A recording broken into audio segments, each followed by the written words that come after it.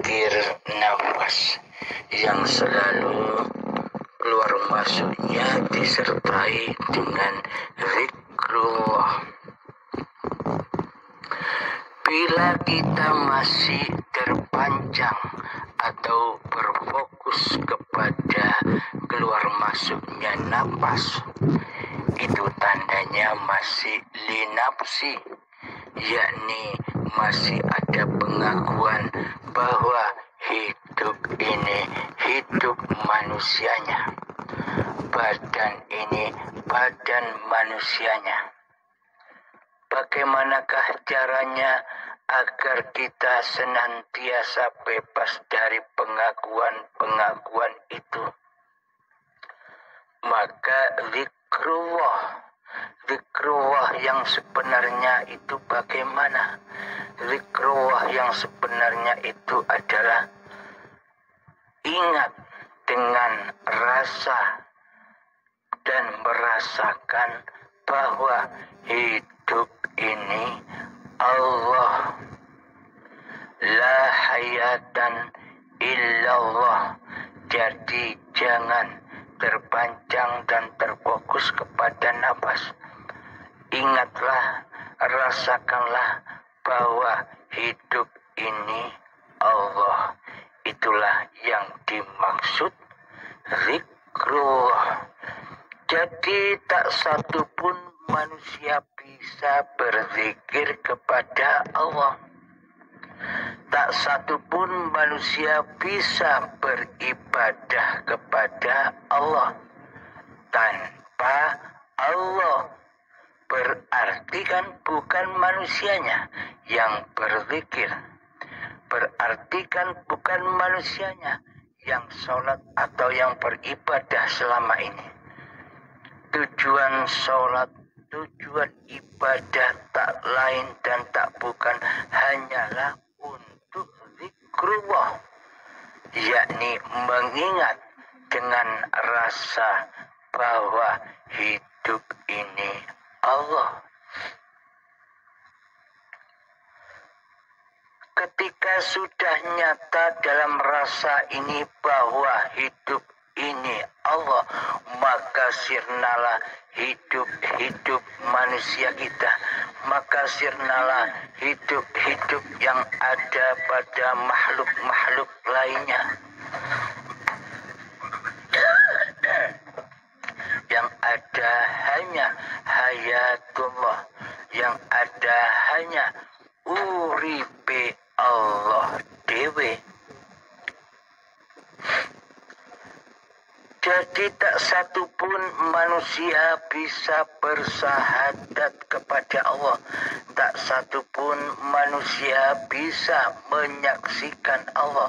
Yang bisa bersahadat, yang bisa menyaksikan Allah, ya Allah sendiri. Ya hidup itulah Allah. Jika masih teraku-akui bahwa hidup ini hidupnya manusia, selamanya manusia hanya mensekutukan Allah saja dengan dirinya. Karena itulah sucikan kembali apa yang kita rasakan selama ini, bahwa rasa yang kita rasakan selama ini adalah wujud nyatanya Allah itu sendiri, wujud nyatanya hayatullah. Tanpa adanya hayatullah, apakah ada kira-kira seluruh keadaan yang kita rasakan selama ini? Selama ini kita merasakan bahwa seluruh keadaan yang kita rasakan sebagai milik kita. Karena yang menjadi Tuhan masih diri manusia kita sendiri, di hati kita yang merajai dan yang menguasai kehidupan dan badan ini. Akhirnya Allahnya tiada, akhirnya Allahnya gaib, dan akhirnya Allahnya lah yang adam. Selama ini kita tidak menyadari bahwa selama ini kita mengadamkan Allah di hati kita. Seolah-olah Allah itu makhluk. Kitalah yang menjadi Tuhan. Kitalah yang menjadi Allah selama ini. Allah kita jadikan makhluk di dalam sifat-sifat muhalnya sendiri. Coba hayati, coba resapi. Nah, bagaimana mungkin kita bisa berzikir kepada Allah sementara yang jadi Tuhan selama ini di hati kita hanya hawa nafsu kita sendiri? Berarti selama ini kita hanya bisa berzikir kepada hawa nafsu kita sendiri yang merasa berkuasa untuk berzikir. Sejatinya bukan Allah yang kita ingat selama ini. Sejatinya bukan Allah yang kita zikiri selama ini. Tak lain dan tak bukan yang kita ingati dan yang kita zikiri adalah diri kita sendiri sebagai pelaku, sebagai penguasa hidup dan badan ini. Maka dari itu, mari kita sadari bersama untuk apa kita berada di dunia ini. Manusia berada di dunia ini hanyalah untuk menyaksikan Tuhannya, untuk menyaksikan Allah saja.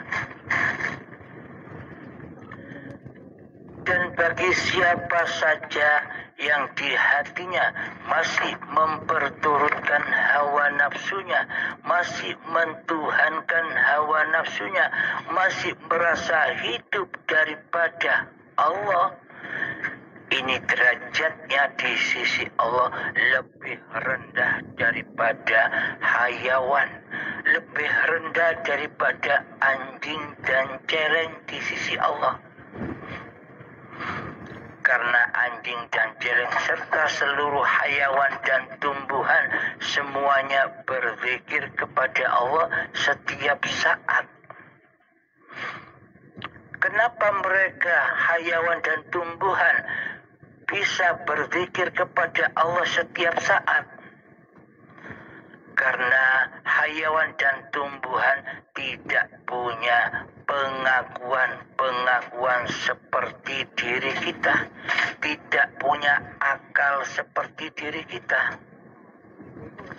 Maka otomatis hayat yang ada pada hayawan dan tumbuhan itulah hayatullah.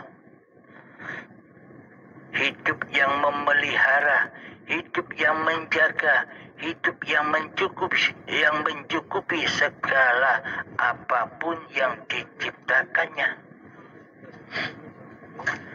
Namun seolah-olah kitalah selama ini yang merasa bisa mencukupi kehidupan diri kita sendiri. Seolah-olah kitalah yang mampu berkuasa menafkahi istri dan anak kita. Seolah-olah kitalah yang merasa berkuasa mencukupi seluruh kebutuhan kehidupan kita setiap harinya. Seolah-olah demikian. Namun perlu Anda hayati, namun perlu kita renungkan, bila tak ada hidup, bila tak ada Allah, apakah akan tercukupi semua kebutuhan badan-badan ini? Nah, berarti siapa yang mencukupi, yang menjaga, yang membimbing, yang memelihara, yang mengasih sayangi tubuh-tubuh ini selama ini, sejak dari tanah sampai menjadi bayi hingga menjadi manusia setua ini? Bila kita mau menyadari oh ternyata seluruhnya kekuasaan, seluruhnya pemeliharaan, seluruhnya kecukupan dan kasih sayang adalah miliknya hidup. Hidup yang selama ini kita akui sebagai hidup kita, itulah hayatullah, itulah Allah. Dengan apa kita bisa menyembah dan mengabdi kepada Allah? Dengan kesadaran dirilah kita bisa mengabdi dan menyembah kepada Allah, mempersembahkan kembali, mengabdikan kembali bahwa hidup dan badan ini miliknya Allah, bukan milik manusia kita. Dengan kesadaran yang demikian itulah yang disebut zikrullah, mengingat Allah. Yang mengingat Allah siapa? Bukan manusianya. Manusianya tak akan mampu bisa mengingat Allah tanpa hidup yang menghidupi manusianya. Jadi yang mengingat Allah ya Allah, bukan manusianya. Inilah makna berzikir. Jadi jangan fokus dengan apa-apa selain zikir yang sudah kami paparkan ini. Bila masih memakai zikir-zikir yang lain, maka itu akan sangat amat lama sekali Anda bisa bertemu dengan Tuhan yang membimbing kita semua selama ini. Jadi pada hakikatnya guru sejati, jadi pada hakikatnya mursyid sejati seluruh manusia adalah hidup yang menghidupi, hidup yang mengutus apapun yang tergerak di dalam raga-raga manusia. Inilah mursyid sejatimu, guru sejatimu. Selagi kau menjadi guru di dalamnya, selagi kau menjadi mursyid di dalamnya, sebagai penguasa, sebagai Tuhan yang mentuhani hidup dan badan ini, maka selamanya tak akan pernah bertemu dengan guru sejatimu. Yakni hidup yang selama ini kita akui sebagai hidup manusia kita sendiri. Seumpama hidup ini hidup manusia kita, bagaimana mungkin Allah menghidupi kita? Bila kita sudah punya hidup sendiri, takkan mungkinlah Allah menghidupi manusia. Karena manusia tidak punya hidup, maka Allah lah yang menghidupi manusia sejak dari tanah sampai menjadi bayi hingga setua ini. Tetaplah hidupnya Allah lah yang menghidupi seluruh manusia dan seluruh makhluk-makhluk yang diciptakannya.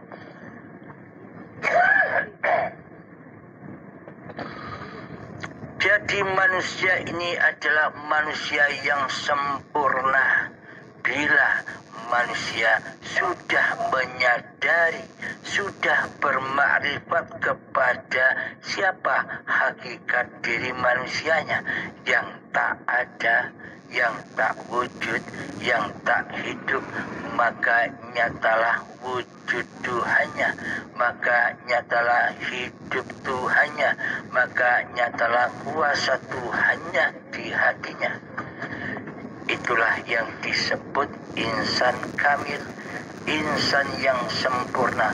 Jadi bukan manusianya yang sempurna, tapi Allah lah yang sempurna. Jadi jangan pandang sosok badan-badan manusianya yang sempurna. Jadi pandanglah hidup yang menghidupi seluruh alam semesta inilah yang sempurna. Alhamdulillahirabbil alamin. Semoga kita semua bisa memahami dan mengamalkan di setiap detik-detik perjalanan kehidupan kita. Alhamdulillahirabbil alamin. Akhirul kalam. Assalamualaikum warahmatullahi wabarakatuh. Waalaikumsalam warahmatullahi wabarakatuh.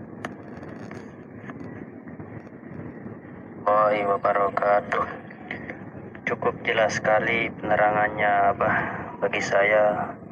Mudah-mudahan ada ridhonya Allah untuk saya pahami, untuk saya mengamalkan apa yang sudah dipaparkan kepada saya dan menjadi ilmu untuk saya.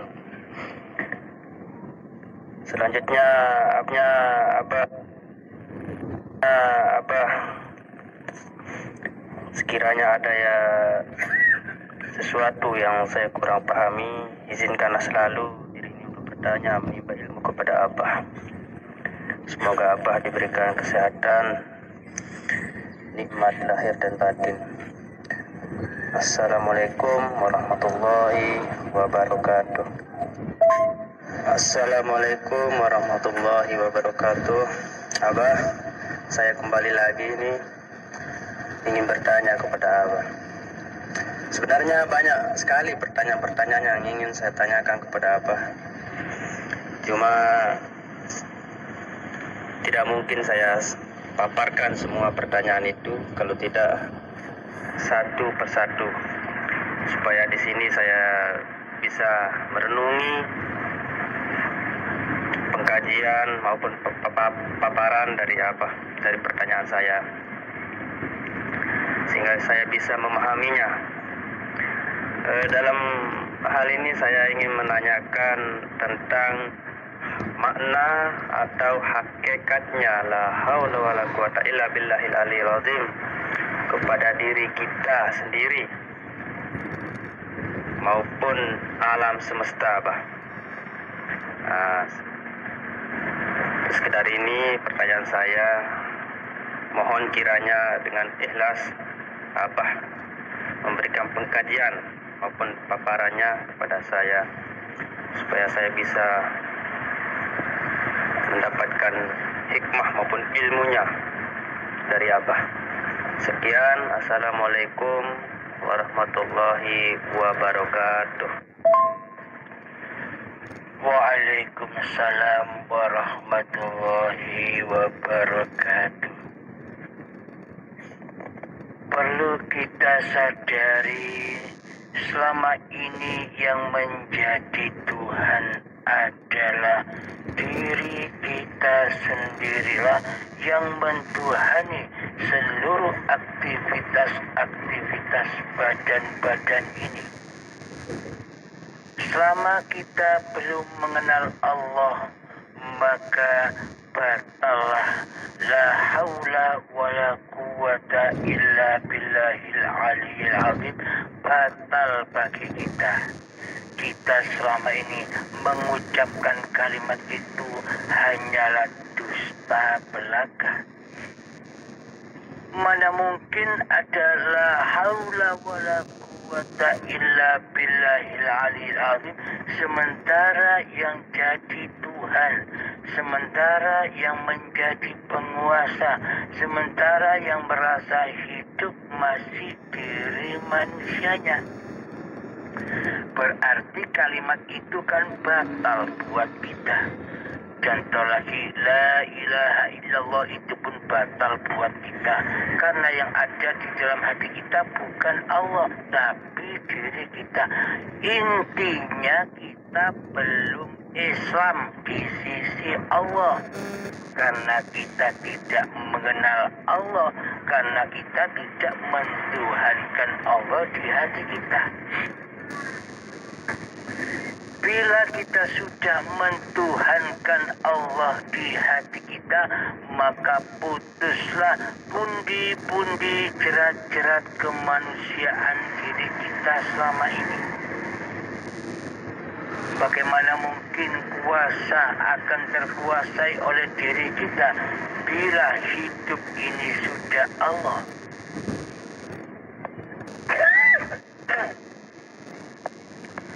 Bila hidup ini Allah, maka lenyaplah kehidupan manusianya, maka tenggelamlah kehidupan manusianya di dalam hayatullah.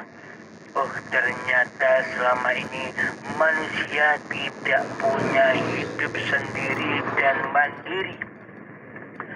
Seluruh manusia dan seluruh makhluk di alam semesta ini seluruhnya dihidupi oleh hayatullah. Uripe Allah sendirilah yang menghidupi, yang menguasai, yang mengkehendak daya upaya dan mengikhtiari seluruh apa-apa yang diciptakannya. Seolah-olah makhluknya lah yang bertindak tanduk, seolah-olah. Namun bila tak ada hidup yang menghiasi makhluk, apakah mungkin ada tindak tanduk? Ada pergerakan, ada proses ini dan itu. Jadi dengan hiduplah semuanya berproses, dengan hiduplah semuanya terbimbing, dengan hiduplah semuanya terjaga, dengan hiduplah semua tercukupi apa-apa yang dibutuhkannya. Dengan hiduplah tercukupilah apa-apa yang dituju di alam semesta ini. Tujuan semua manusia itu adalah kembali kepada asal usulnya, kembali kepada keadamannya, ketiadaannya, dan kembali kepada asal muasal ia diciptakannya. Siapa? Allahu Akbar. Bila manusia sudah menyadari, bila manusia sudah sampai kepada makom tertinggi hakikat diri sejati manusianya, yakni makom ketiadaan, kefanahan, maka nyatalah la ilaha illallah. Nah, dia mati.